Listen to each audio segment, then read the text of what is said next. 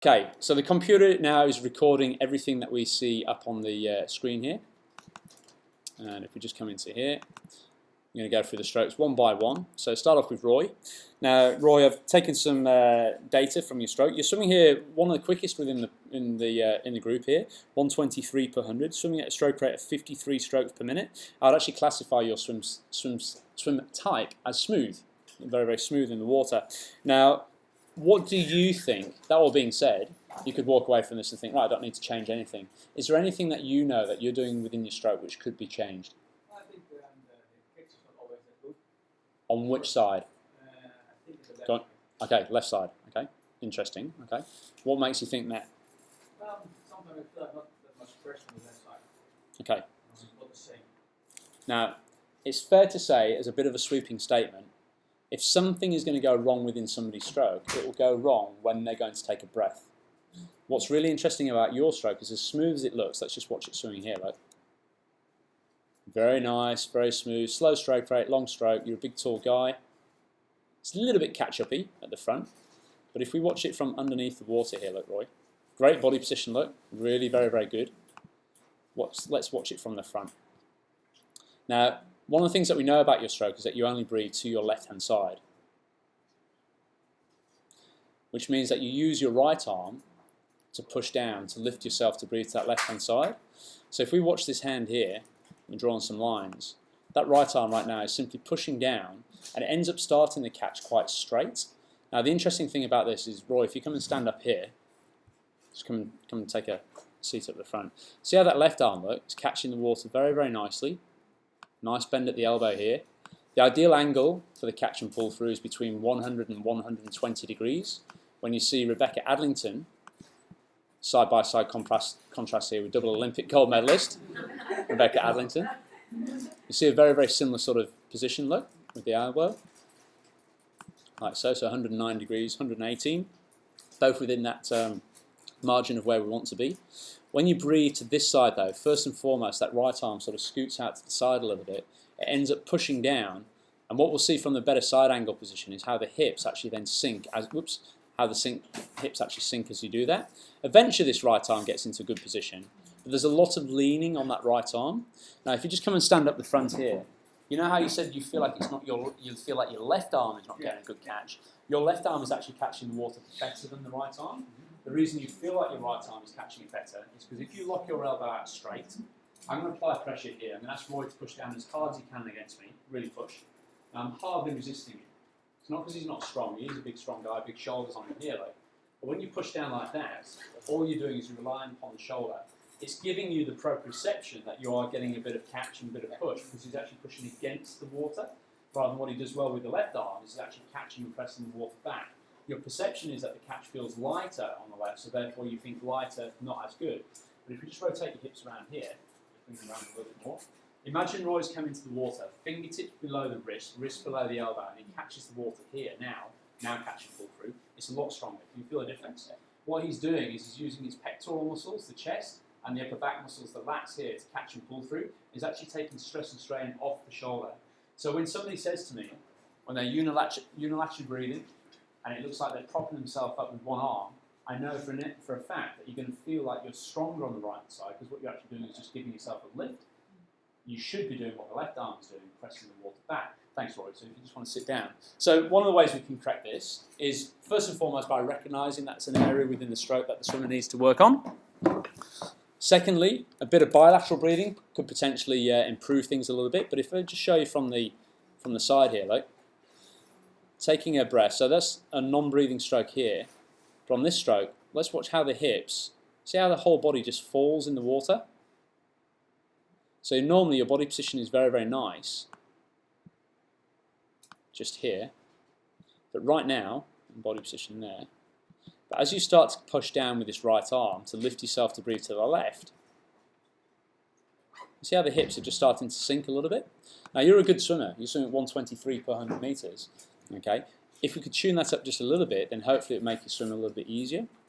The interesting thing with pulling down with the straight arm, so this is starting to look quite good now, that's what we saw from the video. See how the palm of the hand is looking back behind you, continuing to press at the back end of the stroke. So good use of your time. Whereas on this left side, look, you just get into that catching position just a little bit sooner, Nice little press back here. But every time we go to take a breath, the body just sinks and falls down in the water. So somebody like yourself who's already swimming at a good level, what I'd encourage you to do is do a test in the pool. Do 15 times 100 meters, 5 100s only breathing to your left, 5 100s only breathing to your right, and then 5 100s bilateral breathing.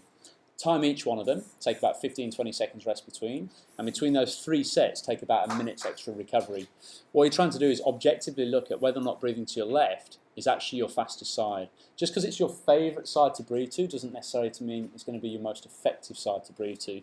Now, that's sort of almost the short-term solution. A long-term solution would be to actually get you breathing better to the left-hand side as well, of course. One of the best drills that we've developed to try and tune that up is this drill sequence which we call the PUNCO, or the UNCO drill. UNCO in Australia, everybody likes to shorten every expression in Australia. UNCO is short for uncoordinated. This is a single arm drill. In places around the world, this drill is called Russian rotation. You might have heard that expression, some of you. So what we're doing here, we've got a pair of fins on to give me a little bit of support, a little bit of balance with the leg kick so I can focus on what's happening with the front. Taking a breath to the side, but with this paddle, what I'm trying to really focus on doing is, if we take a look at it from a slightly different perspective here, I'm trying to make sure that whilst I'm breathing, I'm not allowing that hand to shift out to the side, I'm not pushing down on the water, I'm actually getting the catch, pressing the water back behind me, keeping the fingertips down and trying to get into that nice bent elbow position that we saw Rebecca Adlington doing beforehand. So this is a really good drill for you, Roy, to actually develop the symmetry, I guess, within your stroke and try to resist the temptation to be pressing and lifting up.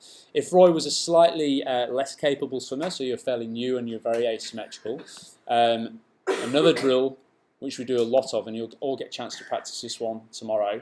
This drill is not something we've invented, although albeit the teaching method behind it is something which is, I believe, unique to the way we do it. This is side kicking, again with a pair of fins on to get you to focus on what's happening up at the front end of the stroke. The lead arm is held out in front of the head. A lot of swimmers will tend to cross over when they go into the water, causing legs to scissor kick apart. What you need to be focusing on doing is drawing the shoulder blades together and back, so good posture.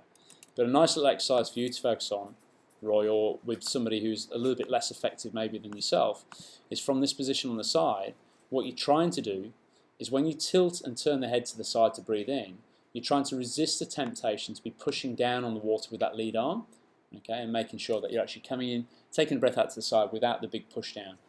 Obviously the push down in your stroke causes the legs to sink a little bit on each stroke that you breathe to that left hand side. So a couple of little drills that you could work on there. Yes? You suggest this with freestyle pounding, or? Yeah, so an extension of that particular exercise, so that's side kicking as we call it, an extension of that exercise is what we call the javelin drill. So what Alex is just sort of leading on to there is, if we just get started, everyone's seen these paddles? If you haven't, well, I'll show you them tomorrow in the pool. It's a pointy paddle. Middle finger is actually bound to the paddle here by this little strap. An excellent drill to do is to get someone to kick for 25 meters on one side, thinking about shoulders back, chest forward, good posture in the water. But what's also useful is, again, to just build up that proprioception so you don't feel like you're pushing down to breathe in. What you could then do, Roy, is after 25 meters kicking on the side, holding this nice aligned position here, is then go into 25 freestyle, still breathing to your left-hand side, but trying to make sure that when you do take a breath, you are pressing water behind you rather than pressing down. Now, of course, your perception is likely to be that suddenly the catch becomes easier. Your perception is that the catch should feel harder, which is why you feel at the moment your right arm is more effective than your left. It's not, it's just because of the way you're pushing down.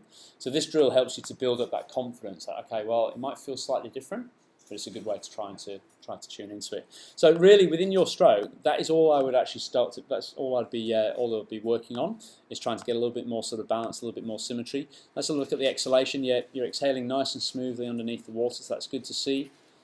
If I was working with you, okay, we'll do some tuning up on the stroke. Otherwise, maybe be looking at the type of training sessions that you're doing, and maybe how well you transfer across. Now, you gave a little bit of a smile. You're not doing too many training sessions? Once a week, okay, so there we go. Okay. Sure. So Roy's a classic example of somebody who has a good technique, for the most part, very good body position in the water, but maybe the bigger inroads for yourself would be to identify your CSS pace, and then to give you some training programs where you're maintaining your technique, but actually pushing forward the swim-specific fitness side of things. Okay, so there we go. So very nice, and we can do the CSS test with you tomorrow. So you can do that. So if you just